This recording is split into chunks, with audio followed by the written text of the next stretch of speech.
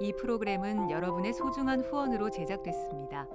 미디어 선교의 동역자가 되주세요.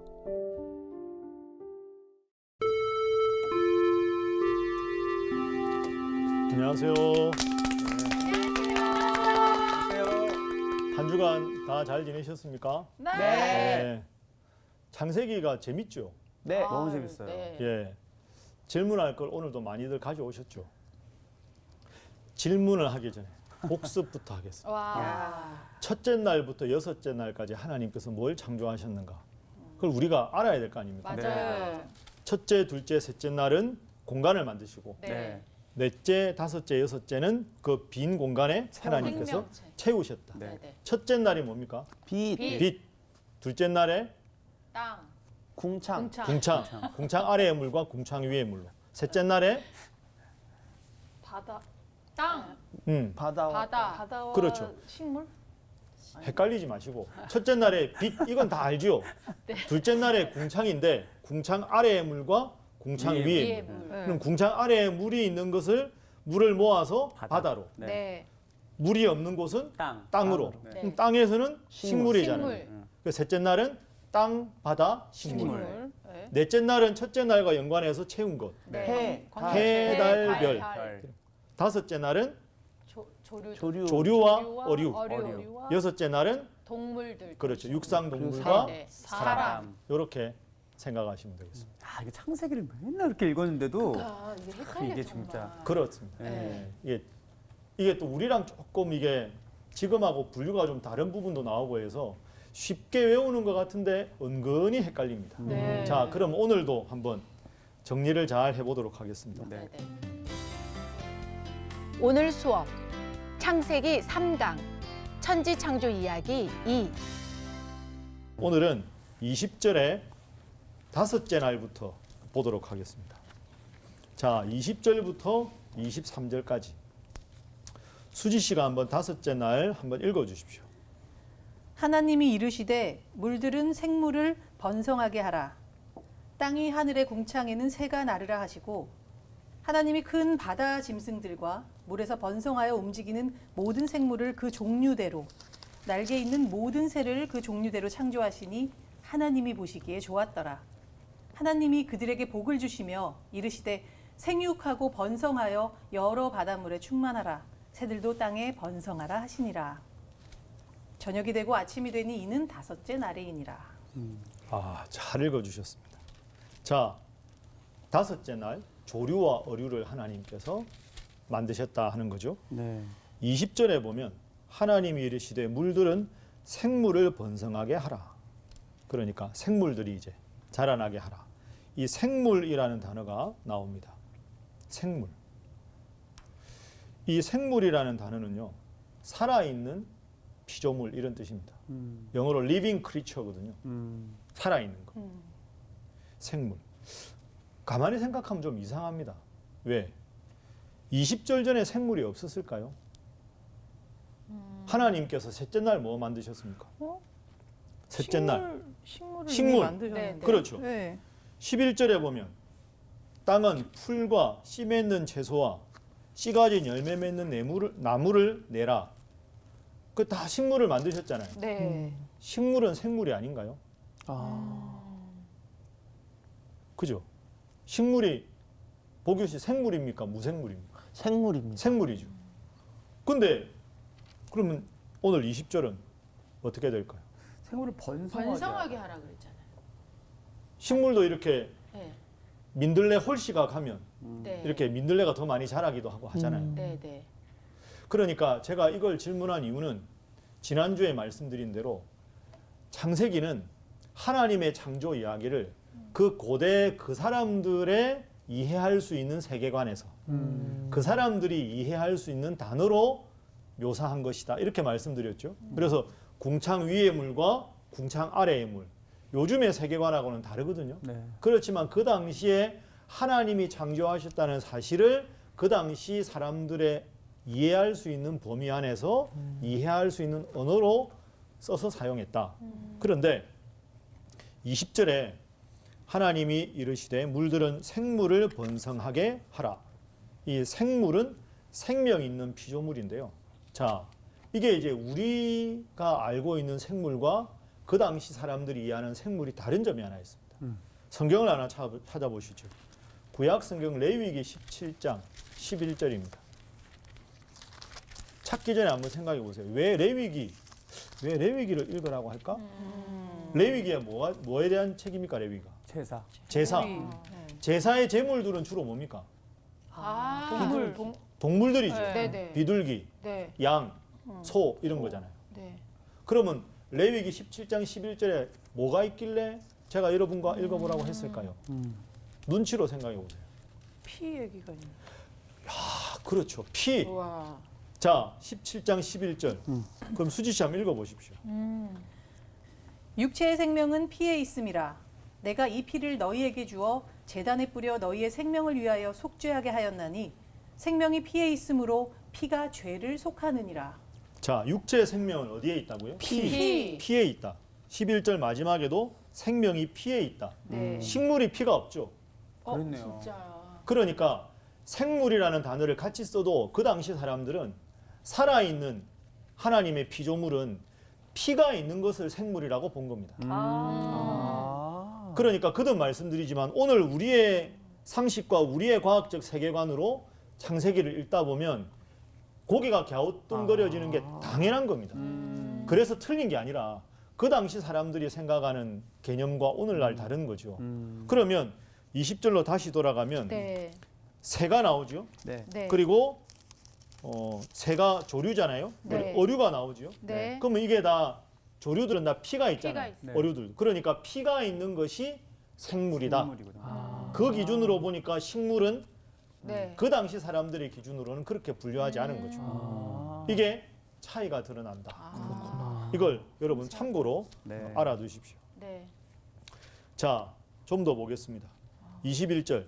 하나님이 큰 바다 짐승들과 물에서 번성하여 움직이는 모든 생물을 그 종류대로 날개 있는 모든 새를 그 종류대로 창조하시니 하나님이 보시기에 좋았더라.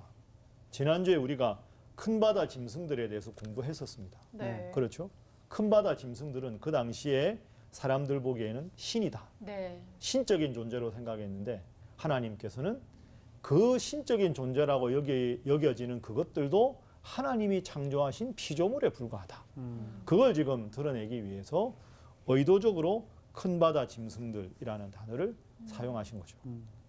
그 창세기는 거듭 말씀드리지만 그 당시 사람들이 어떻게 세계를 이해하고 자연을 이해했는가를 좀 더 철저하게 연구해야 창세기 한 단어 한 단어가 어떤 의미를 드러내는지를 우리가 잘 알 수가 있습니다. 그렇죠? 그게 21절의 예입니다. 그리고 21절, 22절에 나오는 반복되는 단어가 있는데요. 종류대로 창조하셨다. 종류대로라는 말입니다. 그러니까 다양하게 하나님께서 모든 새들도 창조하시고 모든 어류, 생선들도 다 창조하셨지만 물고기들도 그걸 다 종류대로 하셨다. 그러니까 다양성은 그 종류 안에서의 다양성입니다. 그러니까 그냥 이렇게 하나님께서 혼돈한 세상을 질서로 말씀으로 창조하셨듯이 모든 조류, 어류 이런 것도 종류대로 질서 있게 모든 것을 다 창조하셨다. 네. 그런 뜻에서 종류대로라는 단어를 쓰셨습니다. 그리고 21절에 하나님 보시기에 좋았더라. 여러분, 하나님이 천지를 창조하실 때 보시기에 좋았더라라는 표현을 많이 쓰십니다. 아가 아니라 보규 씨 지금까지 읽은 게 그렇지 않습니까? 맞아요. 또 뭔가 색다른 깨달음이 또 올라가지고. 색다른 깨달음이 있습니다. 하나님이 매일매일 보시기에 좋았더라라고 하셨을까요? 아니요. 아니요. 네. 예. 말씀해 보세요. 정답을 얘기를 할까요? 예. 제 기억에는 하나님이 아담을 만든 다음에 좀 아쉬워하셨던 것 같은데 혼자 있는 게 보기가 좀 안쓰럽다, 막 약간 그런 마음이. 그렇죠. 그건 예. 하나님이 마지막에 인간을 만드신 후에는 보시기에 심히 좋았더라. 그렇게 하셨는데 2장에 넘어가면 18절에 네, 보시기에 좋았는데 네, 아담이 독처하는 것이 혼자 있는 것이 네, 네, 좋지 않았다. 네. 그래서 하와를 만드셨습니다. 맞아요. 그러니까 그건 2장에 가서 혼자 있는 것이 좋지 않았다. 이런 표현이 나옵니다. 그런데 여러분 지금까지 읽은 바를 자세히 생각을 해보시면 어느 날은 보시기에 좋았더라가 없는 날이 하나 있습니다. 또 다른 게 있구나. 첫째 날 있죠. 뭐. 첫째 날 있죠. 네. 4절에 나오잖아요. 네. 보시기에 좋았더라. 네. 둘째 날 보십시오. 있어요. 있어요. 10절에 있고 네. 둘째 날 있습니까? 있어요. 있어요. 다시 없나? 보십시오. 없어. 10절에 10절은 셋째 날이. 셋째 셋째 날입니다. 날이구나. 아. 그럼 둘째 날이야. 그러네. 그냥 만들고는 둘째 맞네. 날이나 끝이네 그냥. 그죠? 네. 둘째 날은 좋았더라가 없습니다. 왜 안 좋았지? 왜 없을까요? 쿵창을 쿵창이- 위아래로 나누시고 많이 힘드셨나 그때 좀? 그러니까 둘째 날은 셋째 날 식물, 네. 그 다음에 다섯째 날 조류와 어류, 이 모든 걸 만드시기 위한 준비 단계입니다. 네. 궁창을 만드시고 궁창 위의 물과 아래의 물로 나누셨다. 그러니까 나눈 다음에 새로운 걸 만드시기 전이잖아요. 아. 그러니까 빛은 무에서 유를 새롭게 생성하신 것인데 이 궁창 아래의 물과 위의 물로 나눈 건 셋째 날, 넷째 날, 다섯째 날로 연결되는 많은 자연 만물을 창조하기 위한 준비 단계죠. 아, 이게 마무리가 아니었구나. 그렇죠. 마무리가 아니죠. 아하. 그래서 둘째 날에 없는 겁니다. 그래서 그렇구나. 아. 그 이걸 또 엉뚱하게 해석을 해가지고 뭐 옛날에 뭐 사탄을 가두는 공간이 궁창이었는데 뭐 그래서 둘째 날에 이게 없었네 이런 식으로 잘못된 이단들에서 가르치는 경우가 꽤 많거든요. 그래 여러분이 그냥 스쳐 지나가기 쉬운데 이건 윤정 씨가 말씀하신 대로 그 다음 날에 창조를 위한 준비 단계이기 때문에 완결된 것이 아니니까 좋았더라라는 말씀을 하지 않은 것이지 이걸 또 너무 막 저기 뭐 이사야서하고 뭐 루시엘, 루시퍼 연결해가지고 그 사탄을 가두는 공간 이런 식으로 너무 가는 것은 부적절하다. 요 말씀을 드리려고. 어느 면에 있어서 좀 단순해지는 게 필요할 것 같아요. 맞아요. 네. 예. 네. 그리고 보시기에 좋았더라. 표현이 멋있잖아요. 네. 좋았다라는 게 히브리어로 토브거든요. 영어로 굿입니다. 그, 그리고 이게 모세가 태어났을 때 얼굴이 준수했다, 잘생겼다, 그 토브입니다. 야. 그러니까 여러분들을 보고 토브, 하나님 그렇게 하십니다. 네. 굿. 그 다음에 뭐 핸섬 이렇게 하나님 보시기에 지극히 아름다운 좋은 상태 보시기에 좋았더라. 하나님께서 계속 이렇게 말씀하십니다. 또 하나 저녁이 되며 아침이 되니 이렇게 되잖아요. 네. 우리나라식으로 표현하면 어떻게 될까요? 저녁이 먼저 옵니까? 아침이 먼저 옵니까? 아침. 우리는 아침. 그죠? 네. 우리나라식으로 표현하면 아침이 오고 저녁이 되니 이는 첫째 날이니라. 아침이 시작되고 저녁이 마무리가 되니 둘째 날이니라. 이래야 되는데 네. 이 히브리 사람들, 이스라엘 사람들은 저녁 해질 무렵부터 하루가 시작된다고 봤죠. 그러니까 저녁이 되고 아침이 되니 첫째 날, 둘째 날 이렇게 가는 겁니다. 이것도 오늘 처음에 말씀드렸지만 그 당시 사람들의 세계관과 눈높이를 배려하신 하나님의 의도인 거죠. 그래서 저녁이 되며 아침이 되니 하는 말은 그 당시 사람들의 하루 개념에 맞추신 것이고 또 하나 이걸 좀 더 상징적으로 생각해 보면 저녁은 혼란, 혼돈, 어두움, 무질서 이걸 뜻한다면 아침은 해가 떠오르고 이제 모든 만물이 제대로 질서정연한 모습을 우리가 눈으로 확인할 수 있잖아요. 그래서 혼란의 상황, 혼돈의 상황을 질서정연한 상황으로 하나님께서 바꾸셨다. 이게 저녁이 되며 아침이 되니라는 이 반복되는 표현에 들어있는 중요한 의미입니다. 네. 예, 보기 씨 질문 있으면. 아, 선생님 그 토부가 있어야 할 것이 그 자리에 있는 거라고 배웠던 기억이 있는데 그렇죠. 그러면 모세가 토부였다는 거는 뭐 눈, 코, 입은 어차피 사람이 있어야 할 자리에 있으니까 예, 예. 그럼 사람의 미의 기준이라고 하는 거는 저희가 흔히 그렇게 얘기하잖아요. 하나님은 왜 나를 이렇게 잘생기게 태어나지 못하게 하셨을까? 뭐 예, 예. 하나님은 왜 나를 좀 더 예쁘게 태어나게 해주셨으면 좋았을 텐데 막 예, 그런 예. 그런 미에 대한 그런 것들이 사람마다 어쨌든 기준을 갖고 있는데 그 미에 대한 기준은 하나님으로부터 나온 건가요? 아니면 사람이 그냥 이건 잘생긴 거야라고 그렇게 하는 걸까요? 원래 의미의 아름다움의 기준은 하나님 보시기엔 다 아름다운 겁니다. 여러분 다 아름답고 네. 시청자분들도 다 아름다운 거죠. 그런데 그걸 그 시대 사람들이 특정하게 이런 외모를 가진 사람, 이런 키와 신체 조건을 가진 사람이 뭐 잘생겼다, 예쁘다라는 식으로 규정을 하는 거죠. 이건 사실 없는 겁니다. 네. 그 당시 사람들의 가치관에 따라서 반영하는 거지. 여러분 조선시대의 아름다움의 기준과 오늘날의 아름다움 기준이 다를 거 아닙니까? 완전 달라요. 그죠? 완전 달라요. 모나리자, 레오나르도 다빈치의 모나리자 예. 너무 아름답다, 네. 아름답다고 보는 분도 있지만 맞아요. 요즘에 젊은이들이 보는 아름다움의 가치관으로 보면 고개가 약간 이렇게 그런가? 왜? 미의 기준은 시대마다 달라지는 거죠. 맞아요. 그러니까 하나님 보시기에 여러분은 다 아름다운 겁니다. 그러니까 하나님이 나를 이렇게 창조하셨으면 이렇게 창조한 모습대로 행복하게 살아가면 되는 거죠. 저는 개인적으로 저희 아버지가 키가 크시거든요. 네. 저는 딱 체형이 어머니 체형입니다. 저희 어머니는 키가 좀 아담하시거든요. 근데 제가 어머니 닮았는데 어머니는 왜 키가 작아가지고 말이야. 이럴 필요 없잖아요. 그냥 하나님이 나에게는 이런 모습으로 창조하셨으면 그냥 이 모습 이대로 건강하게 잘 유지하면 되는 거지. 제가 이 모습에 불평하면서 나는 이렇고 왜 저렇고 그럴 필요 없는. 여러분 다 여러분 자체가 아름다운 거죠. 아름답다라는 말이 아름이잖아요. 그게 원래 어원을 분석하면 아름이 알에서 나온 거거든요. 알은 본질이라는 거죠. 본질은 나라는 거잖아요. 나라고 하면 나의 본래 모습. 그럼 아름답다는 원래 나답다에서 나온 겁니다. 그럼 아름답다, 나답다. 나다운 것은 하나님이 나를 창조하신 그 모습을 그대로 유지해가는 것. 오늘 창세기로 말하면 하나님 보시기에 아름다웠던 모습을 그대로 유지하고 나도 스스로를 보고 아름답다고 여기고 온 자연을 보면서 아름답다고 여기면서 행복하게 살아가는 것.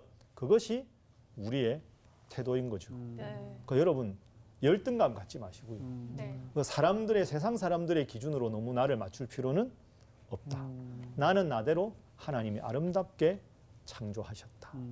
교만이 아니라 자기 긍정. 그죠? 하나님 앞에서 내가 영적인 자존감을 갖는 것은 매우 중요한 겁니다. 그 저는 창세기 읽으면서 하나님 보시기에 좋았더라라는 표현이 반복되는 게 너무 은혜가 됩니다. 네. 하나님이 창조해 놓고 별로였다. 이러면 마음이 아프잖아요. 아쉽네. 그러니까 다 아름답다. 식물은 식물대로, 동물은 동물대로, 다람쥐는 다람쥐대로, 코끼리는 코끼리대로. 근데 우리가 실수할 때가 있습니다. 예를 들어 독수리를 보고 야, 독수리는 다 마음에 드는데 왜 너는 수영을 못하냐? 이러면 안 되잖아요. 독수리는 하나님이 하늘에 나는 새들의 가장 위대한 새로 만드셨는데 독수리 보면서 너는 왜 코끼리 같은 힘이 없냐? 너는 왜 수영을 못하냐? 그거 비판하면 안 되는 거잖아요. 네. 그럼 나다운 걸 유지하면 되는 거죠. 여러분 다 행복하게 살아가십시오. 네. 그게 창조 질서입니다. 네. 네. 그렇죠? 자, 좀 더 보겠습니다. 22절 하나님이 그들에게 복을 주셨다. 생육하고 번성하여 여러 바닷물에 충만하라. 새들도 땅에 번성하라. 그러니까 새들은 새들대로 그리고 어류들은 어류대로 자기 있는 곳에서 행복하게 살아가라. 이렇게 말씀하셨습니다. 자, 여섯째 날 보겠습니다. 24절부터 보죠. 24절은 요한 씨가 한번 읽어주십시오. 하나님이 이르시되 땅은 생물을 그 종류대로 내되 가축과 기는 것과 땅의 짐승을 종류대로 내라 하시니 그대로 되니라. 자, 24절부터는 이제 마지막 여섯째 날입니다. 하나님이 뭘 창조하셨습니까? 가축. 그죠? 땅의 짐승, 가축들. 네. 그죠? 그래서 25절에 더 구체적으로 나오죠. 하나님이 땅의 짐승을 그 종류대로, 가축을 그 종류대로, 땅에 기는 모든 것을 그 종류대로 만드시니 하나님이 보시기에 좋았더라. 이게 이제 가축을 만드시고 하신 말씀입니다. 그런데 25절하고 방금 읽은 22절하고 비교해 보십시오. 22절에 조류와 어류를 창조하신 다음에는 생육하고 번성하여 충만하라, 번성하라 이 말씀을 하셨는데 네. 가축에 대해서는 그냥 보시기에 좋았더라만 나오고 그게 없습니다. 그렇죠. 네. 생육하고 번성하라, 충만하라 이게 없잖아요. 네. 왜 그러냐 하면 그 당시 사람들 생각에 모든 가축들은 누가 기릅니까? 사람이 기르잖아요. 그러니까 사람이 잘 관리하고 사람의 다스림을 받도록 지어진 피조물이기 때문에 생육하고 번성하라가 생략된 겁니다. 아. 그럼 논리적으로 생각하면 그러면 어류는 조류는 또 이렇게 생각할 수 있는데 네. 그 당시 사람들은 우리가 땅에 살고 가축도 땅에 사니까 제일 가까운 땅에 사는 동물들 가축들이 우리하고 가깝다. 그런데 너희들은 인간의 관리를 받게 되었기 때문에 하나님께서 이런 말씀을 생략하신 것이다 라고 보는 거죠. 네. 그래서 창세기는 한 절 한 절 생각해 보면 다 이게 이런 의미가 있구나 이렇게 볼 수가 있습니다. 네. 자, 그 다음에 창조의 하이라이트가 나옵니다. 하이라이트가 뭘까요? 사람. 사람의 창조입니다. 26절, 27절. 자, 윤정 씨 한번 읽어주십시오. 하나님이 이르시되 우리의 형상을 따라 우리의 모양대로 우리가 사람을 만들고 그들로 바다의 물고기와 하늘의 새와 가축과 온 땅과 땅에 기는 모든 것을 다스리게 하자 하시고 하나님이 자기 형상 곧 하나님의 형상대로 사람을 창조하시되 남자와 여자를 창조하시고. 드디어 이제 맨 마지막에 인간을 하나님 창조하십니다. 원래 그 주인공은 마지막에 나오지 않습니까? 그쵸. 그러니까 하나님이 다 준비하신 다음에 맨 마지막에 걸작품 인간 하나님께서 창조하셨습니다. 자, 26절에 네. 우리의 형상을 따라 우리의 모양대로 우리가 사람을 만들고. 그러게요. 우리가 뭘까요? 이게 이거 질문 많이 할 것 같아요. 복수인데 예. 이 우리가 어떻게 보면 삼위일체 하나님이실까요? 예수님, 그렇죠. 하나님, 성령님. 그렇죠. 삼위일체 하나님이 이게 뭐 하나님이 서로가 부족해서가 아니라 삼위일체 하나님이 최고의 걸작품을 앞두고 우리 한번 이야기해 봅시다. 이런 광경입니다. 그만큼 그러니까 여기서 우리의 형상을 따라 우리의 모습을 따라 만들자. 이건 네. 가장 귀한 인간의 존재를 삼위일체 하나님께서 함께 대화하시는 모습을 통해서 인간을 창조하셨다. 그만큼 인간의 창조가 위대한 사건이다. 네. 그래서 우리는 삼위일체 하나님을 뜻합니다. 또 하나는 지난주에 제가 말씀드렸는데 장엄복수라고 기억나십니까? 네. 예, 처음 듣는 것처럼 저를 쳐다보셨어요. 들어온 것 같습니다. 아무튼 저는 처음 들은 것 같아요. 네. 장엄의 혹은 장엄복수 네. 이런 말은 그 신적인 위대함 아, 그걸 뜻할 때 네. 의도적으로 복수로 네. 드러낸다. 그래서 우리라는 단어를 쓴 게 삼위일체 하나님을 뜻하기도 하고 신의 위대함을 드러내기 위해서 복수로 사용한다. 그런데 그럴 때 대부분 동사는 단수로 나옵니다. 그걸 볼 수 있는 근거가 있습니다. 오늘 본문에. 자, 26절에 우리의 형상을 따라 우리의 모양대로 우리가 사람을 만들고 라고 하신 후에 27절 하나님이 누구 형상입니까? 자기 자기. 형상. 자기는 단수잖아요. 네. 그러네요. 그러니까 우리 자기 이게 논리적으로 어떻게 가능하냐? 삼위일체 하나님 네. 세 분이지만 동시에 한 분이시다. 그래서 자기 형상이라고 쓴 거죠. 그래서 삼위일체를 뜻한다. 장엄의 복수를 드러내는 것이다. 이렇게 이해하시면 되겠습니다. 인간은 하나님의 형상대로 사람을 창조하셨다. 예. 그렇다면 하나님은 시 공간을 초월하시는 분이고 사실 예. 뭐 어떻게 보면 이 육체를 가지지 않으신 분인데 그 형상대로 만들었다고 하면 우리가 그 예수님의 형상을 생각하면 될까요? 그렇죠. 하나님과 예수님의 형상은 닮은 겁니다. 윤정 씨 질문을 한번 확인을 해볼까요? 골로새서 1장 15절 한번 보십시오. 질문하셨으니까 한번 찾아보겠습니다. 골로새서 1장 15절. 네. 제가 읽어보겠습니다. 네. 그는 여기서 그는 예수님이거든요. 예수님. 그죠? 예수님은 보이지 아니하는 하나님의 형상이시다. 모든 피조물보다 먼저 나신 이다. 그러니까 예수님을 뜻하는 걸 알 수 있죠. 예수님 피조물보다 먼저 계셨으니까. 그러니까 예수님은 보이지 아니하는 하나님의 형상이다라는 말은 예수님의 모습을 보면서 하나님이 저런 분이시겠다. 예수님의 능력을 보면서 하나님이 저런 능력을 행하시는 분이겠다라고 알게 된다는 거죠. 네. 그리고 예수님뿐 아니라 우리도 오늘 본문에 보면 하나님 형상대로 창조되었다 이렇게 되어 있잖아요. 형상이 나오고요. 또 비슷한 단어가 뭐가 나옵니까? 우리의 형상대로 또 우리의 모양. 모양대로. 형상은 영어로 이미지입니다. 모양은 likeness. 그러니까 비슷하다. 형상도 비슷하다 이런 뜻이죠. 그러니까 인간이 하나님 형상대로 창조되었다라는 말은 그 당시의 배경에서 어떤 의미냐 하면 예를 들어 여러분 그 옛날 역사 시간에 뭐 진흥왕 순수비 뭐 이런 거 배웠죠. 아 처음 들어보십니까? 배웠죠. 다 들어봤죠. 네. 그러니까 기억납니다. 예. 그러니까 진흥왕이 예를 들어서 영토를 개척해서 여기까지가 내 영토였다. 거기 뭐 비석을 세우는 겁니다. 그죠? 네. 그러면 그 비석을 보면 아, 진흥왕의 영토가 여기까지구나라고 알 수 있잖아요. 그러니까 그 비석은 진흥왕이 살아있든 돌아가셨든 간에 비석을 보면 여기에 주권자가 진흥왕이라는 걸 알 수 있는 거죠. 그러니까 하나님 형상이라는 말은 우리가 하나님을 대리해서 이 온 하나님 만드신 창조의 질서를 잘 유지하고 식물과 동물과 모든 자연 환경이 하나님 보시기에 좋은 상태로 계속 유지하게 하는 하나님의 일의 대행자. 그래서 진흥왕 순수비를 보면 진흥왕의 통치가 여기 임해 있다는 걸 알듯이 우리의 자연 만물에 대한 태도를 보면서 아 하나님의 대행자가 저렇게 행동하는 걸 보니 하나님이 저 사람을 통해서 우리를 통해 역사하시는구나 라고 알게 되는 것이 형상이라는 말의 뜻입니다. 모양도 비슷하겠죠. 그래서 형상과 모양이라는 말을 하나님의 청지기적 대행자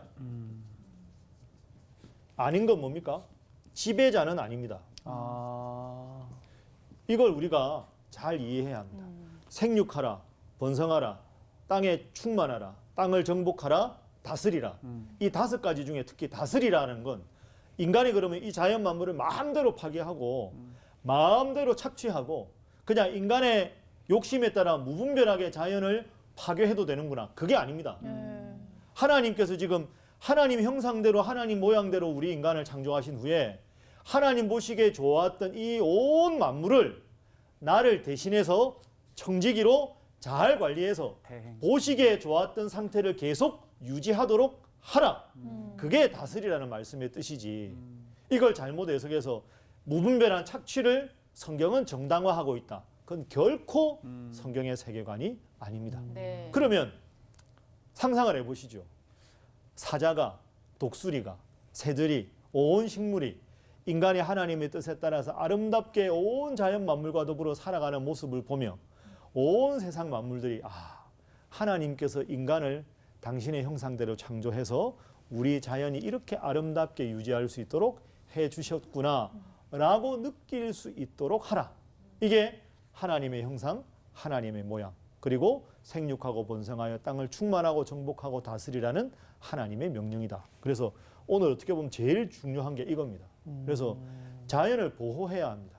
왜? 우리가 자연의 일부기도 하고 네. 하나님이 보시기에 좋았다고 했는데 지금 온 자연 만물이 고통당하고 신음하는 것은 결코 성경적이지가 않은 거죠. 그래서 교회에서도 그런 거 많이 하지 않습니까? 일회용품 줄이기 하고 교회에서 뭐 야외 예배 같은 거 가도 깨끗하게 분리수거하고 네. 그건 잘하는 게 아니고요. 당연한 겁니다. 당연히 해야 돼. 처음부터 그렇게 해야 합니다. 왜? 하나님 보시기에 좋았더라. 그런데 지금 우리가 하는 걸 보니 하나님 보시기에 안타까우시더라. 이러면 성경적이지 않잖아요.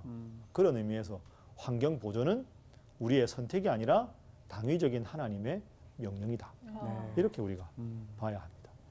그리고 또 하나 중요한 건 하나님 형상대로 창조됐다 하는 것이 그 당시 세계관에서는 오직 신의 형상은 왕에게만 해당되는 것이었다. 왕만 신의 형상입니다. 보통 사람들은 아닌 겁니다. 그러니 보통 사람 마음대로 죽여도 되는 거죠. 그런데 이 창세기 1장은 혁명적인 겁니다. 왕만이 아니라 모든 사람들이 다 하나님의 형상으로 창조되었다. 이걸 좀 더 발전시키면 그러니까 예를 들어서 과거에 백인이 흑인들을 노예로 부린다든지 아니면 돈 있는 사람이 돈 없는 사람을 무시한다든지 막대한다든지 아니면 조선시대로 생각하면 남성이라는 이름으로 여성을 아주 위에 군림하게 그렇게 하는 걸 합리화하는 거. 결코 성경적이지 않습니다. 모든 사람은 성별, 계층, 지위, 학력에 관계없이 다 하나님의 형상으로 창조되었다. 네. 이게 어떻게 보면 정말 혁명적인 사건입니다. 그렇죠. 네. 그렇죠. 네. 그러니까 여러분 서로 사랑하고 존중하고 살아야 되는 근거를 이렇게도 말할 수 있습니다. 자, 설명 계속하겠습니다. 28절. 하나님이 그들에게 복을 주시며 하나님이 그들에게 이르시되 생육하고 번성하여 땅에 충만하라. 땅을 정복하라. 바다의 물고기와 하늘의 새와 땅에 움직이는 모든 생물을 다스리라 하시니라. 5가지 동사 나오죠. 네. 생육하라, 번성하라, 충만하라, 정복하라, 다스리라. 다스리. 근데 하나도 부정사가 없습니다. 아, 다 긍정적인 겁니다. 그러니까 하나님 우리가 행복하게 살아가기를 바랍니다. 네. 온 자연과 더불어서 즐겁게 살아가기를 바라신다. 네. 그리고 28절 앞부분에 복을 주시며가 있습니다. 이게 중요합니다. 여러분 행복하십니까? 라고 물으면 뭐라고 대답해야 될까요? 네. 네라고. 네, 무조건 예 하고 생각하는 거예요. 왜? 하나님이 복을 복을 주셨으니까. 아멘. 네. 그러니까 나는 요즘 사는 게 재미가 없어. 나는 인생 사는 게 의미가 없어. 그건 그렇게 살아도 되는 게 아닙니다. 하나님의 창조 질서에 따르면 우리 인간은 하나님 주시는 복을 누리며 살도록 창조하신 겁니다. 복을 누리는 게 정상이에요. 네. 그건 내가 지금 행복하지 않다. 내가 지금 좀 과한 표현인데 죽지 못해 산다. 이건 아 그렇게 사는구나가 아니고 그건 그렇게 살면 안 되는 겁니다. 왜? 복을 누리며 살도록 창조하신 하나님께서 보시기에 복을 누리지 못한 상황은 비정상적인 상황이지 이 사람의 개인적인 성향과는 아무런 관계가 없습니다. 네. 그러니까 늘 언제 누가 물어도 요즘 어때? 잘 지내지? 행복해? 당연하지. 뭐가 그래 행복해? 존재 자체가 행복이야. 라고 말할 수 있는 게 맞는 겁니다. 네. 이게 신약으로 넘어가면 데살로니가전서 5장 16절, 17절, 18절 항상 기뻐하라. 쉬지 말고 기도하라. 기도하라. 범사에 감사하라. 그게 하나님이 복을 주신 원래 상태대로 살아가는 우리의 모습입니다. 그러니까 항상 웃으면서 살아가십시오. 얼마나 보기가 좋습니까? 그죠? 예. 그러니까 여러분 예수 안 믿는 분들이 여러분을 보고 저분은 뭐가 좋아서 저렇게 웃나?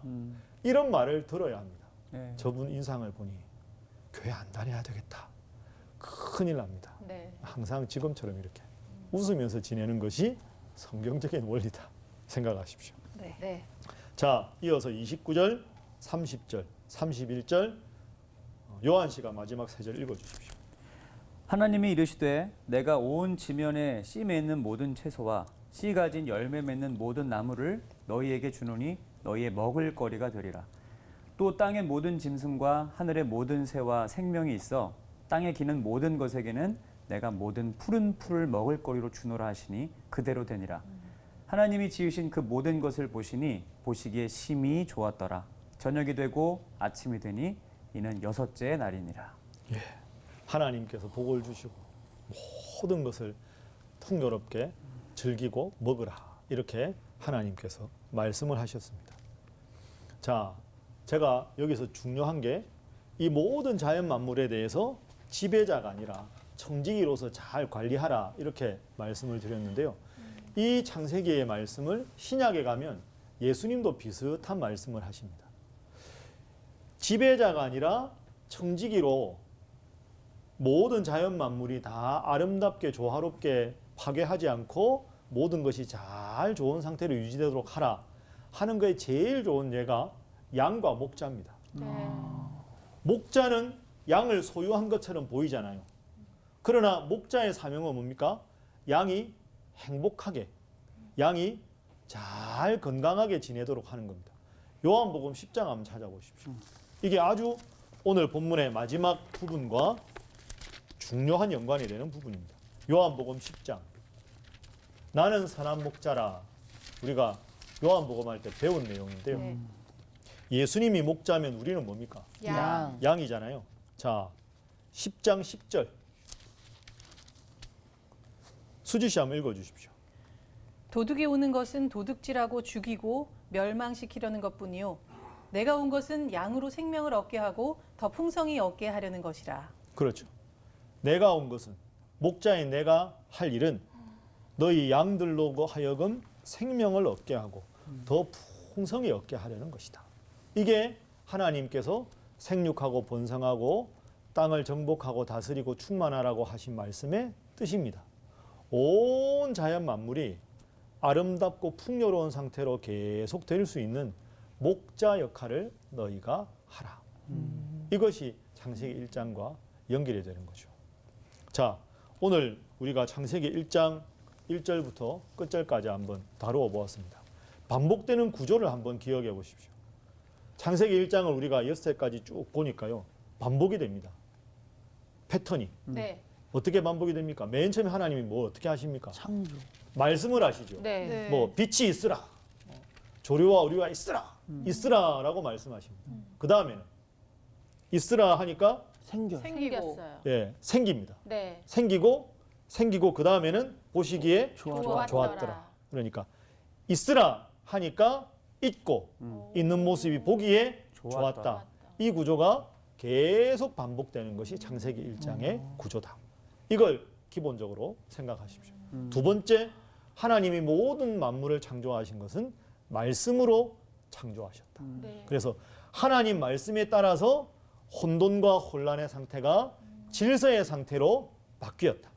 오늘 우리에게 적용하면 우리의 삶은 하나님의 말씀 없는 삶은 혼란과 어지러움의 상황이지만 하나님 말씀 중심으로 살아가면 우리의 삶에 하나님께서 질서를 부여하신다. 네. 이것이 온 자연 만물과 더불어서 오늘 우리에게 적용할 수 있는 창세기의 중요한 교훈이다. 세 번째는 창세기와 비슷한 다른 고대 근동의 신화들에는 신들 간의 다툼으로 그 다툼의 결과로 온 세상이 지어지고 인간이 만들어진 거지만 하나님은 하나님의 형상대로 왕만이 아니라 모든 인간을 하나님의 말씀으로 창조하시고 그 모든 인간에게 생육하고 번성하여 행복하라고 복을 허락하셨다. 그래서 창조의 목적, 창조의 이유, 창조 이후의 명령 이 여러 가지 면에서 창세기는 그 당시에 에누마 엘리시와 같은 다른 고대 근동의 창조 설화와는 전혀 차원이 다르다. 네. 요 세 가지 정도는 반드시 창세기 1장을 하고 기억하셔야 되겠습니다. 네. 자, 창세기 1장 여기까지 하고 혹시 궁금한 거 있으면 질문하도록 하시죠. 그 첫째 날, 둘째 날 그게 예. 우리가 지금 생각하는 24시간 개념일까요? 아닙니다. 아니죠. 아니죠. 네. 예.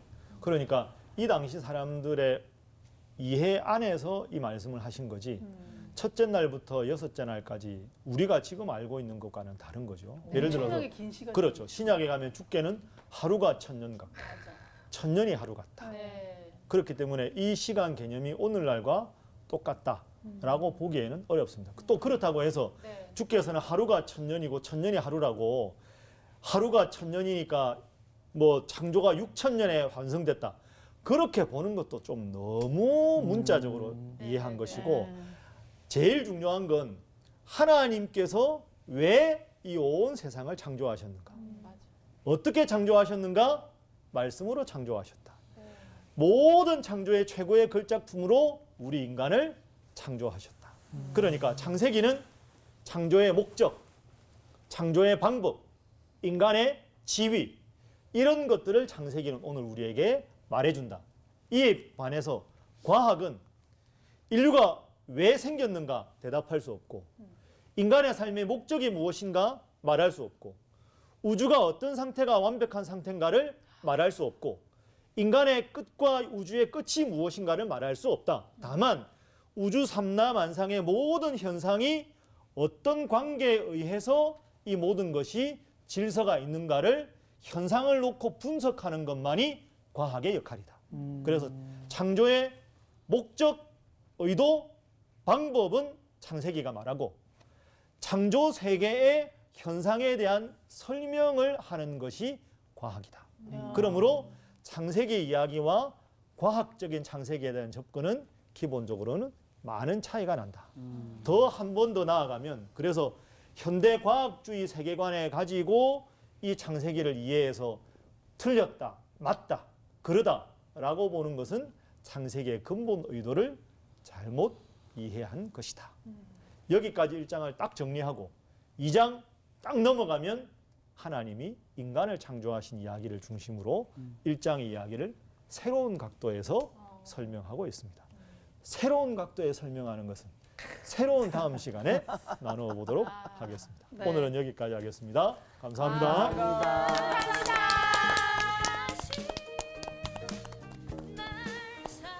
새로운 각도 너무 기대되지 않아요? 맞아, 진짜.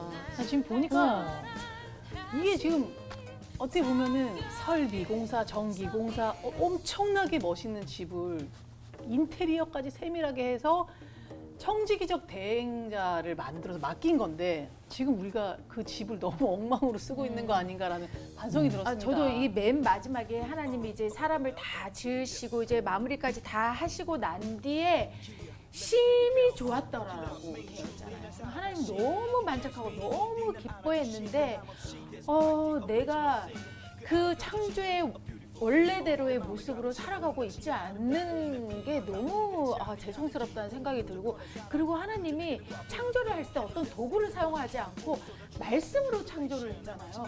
내가 이제는 정말 하나님의 언어, 내가 정말 누군가에게 너는 잘 될 거야, 너는 정말 빛이야, 세상의 빛이야, 이렇게 얘기했을 때 그게 정말 말에 힘이 실리는구나, 그렇게 될 수 있는 거구나. 예, 우리는 하나님의 형상대로 지은 바 되었으니까. 네, 그래서 정말 이 말의 힘도 굉장히 중요하다라는 생각이 또 드네요. 진짜. 나는 근데 제일 중요한 포인트가 다 만들어 놓으셨잖아. 우리한테 다 누리라고. 네. 선물해 주신 거를 처음 인간들도 너무 당연하게 여긴 것 같아요. 지금 시간이 지나고 나서야 하나님 이것도 해주시고 모든 걸 해주시고라는 그 고백이 생긴 거지만 또 우리도 그렇게 살아가는 것 같아요. 우리 삶 속에서도 이미 하나님이 다 누리라고 주신 것들이 뭐 그게 감사할 일인가? 원래부터 있었던 건데 그러니까 이런 고백부터가 벌써 그냥 더 망가지지 않았나. 맞아요. 맞아. 진짜 한 주간은 우리가 하나님이 주신 그 복과 모든 것들을 온전히 잘 누리면서 좀 살아야 될 것 같아요. 그러니까요. 네. 네. 감사합니다, 하나님. 감사합니다. 감사합니다.